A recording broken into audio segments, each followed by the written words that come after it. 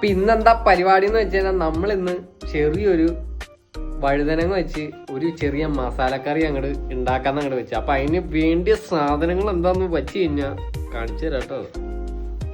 അപ്പൊ അതേ മുളക് പൊടി, ഉപ്പ്, മഞ്ഞപ്പൊടി ഇട്ട് നല്ലോണം പെരട്ടി സെറ്റാക്കിയിട്ടുണ്ട്. കുരുമുളക് പൊടിയും കൂടി ഇട്ടിട്ടുണ്ട് കേട്ടോ.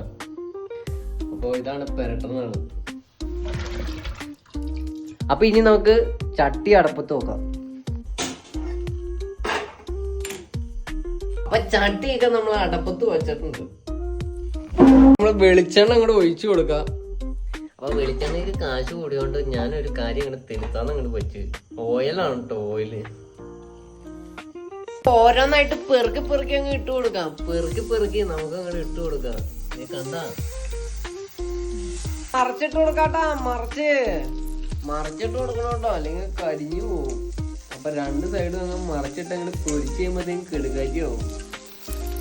അപ്പൊ ഈ സാധനം ഉണ്ടാക്കുകയാണെങ്കിൽ ഏറ്റവും കക്കായ വഴുതനങ്ങ ഉണ്ടാണെങ്കിൽ ഏറ്റവും സൂപ്പർ. ഇതിപ്പോ മൂത്ത് ഇച്ചിരി അരിയായത് അത്രയ്ക്ക് നല്ലതാണ്, എന്നാലും കക്കാണ് ഏറ്റവും ബെസ്റ്റ് സൂപ്പർ സാധനം. അപ്പൊ ഇതും കൂടി വറുത്തങ്ങോട്ട് കോരി അങ്ങോട്ട് മാറ്റി വെച്ച് കഴിഞ്ഞാൽ ബാക്കി പരിപാടി അങ്ങോട്ട് തകർക്കാം. അടപ്പ് കത്തിച്ചു കൊടുത്ത് കടുക് ഇട്ടിട്ടുണ്ടോ നമുക്ക്. പൊട്ടട്ടെ കടുക്. അപ്പൊ പൊട്ടട്ടെ. അതേ വെളിച്ചെണ്ണ തന്നെ കേട്ടോ, അത് വറുത്ത അതേ വെളിച്ചെണ്ണ തന്നെയാണ് നമുക്ക് ബാക്കി പരിപാടി. ഇനി ഇഞ്ചി, പച്ചമുളക്, വെളുത്തുള്ളി, കറിവേപ്പിലേക്ക് ഇട്ടങ്ങ് കൊടുക്കണം. എന്നിട്ട് സവാള ഇട്ട് കൊടുക്കണം. അപ്പൊ ഇതങ്ങ് വഴണ്ട് വരുമ്പോഴത്തേക്കും നമുക്ക് ബാക്കി പരിപാടി അങ്ങോട്ട് കാച്ചി അങ്ങോട്ട് കൊടുക്കാം അല്ലേ. ഇതിലൊന്ന് ആവശ്യത്തിന് ഇച്ചിരി ഉപ്പ് അങ്ങ് ഇട്ട് കൊടുത്തിട്ടുണ്ട് കേട്ടോ. ഉപ്പ് ആവശ്യത്തിന് അങ്ങോട്ട് ഇട്ട് കൊടുത്തിട്ടുണ്ട്. ഇതിനകത്ത് മല്ലിപ്പൊടി, മുളക് പൊടി, മസാലപ്പൊടി, കുരുമുളക് പൊടി ഇത്രയും പൊടി ഇട്ട് നല്ലപോലെ മൂപ്പിച്ചിട്ടുണ്ട്. വീഡിയോ എടുക്കാൻ മറന്നുപോയി. ഇനി നമുക്ക് ശകലം വെള്ളം ഒഴിച്ചു കൊടുക്കാം. എണ്ണയൊക്കെ തെളിഞ്ഞു വന്നിട്ടുണ്ട്. അപ്പൊ ഇനി നമുക്ക് ഇതിട്ട് കൊടുക്കാം.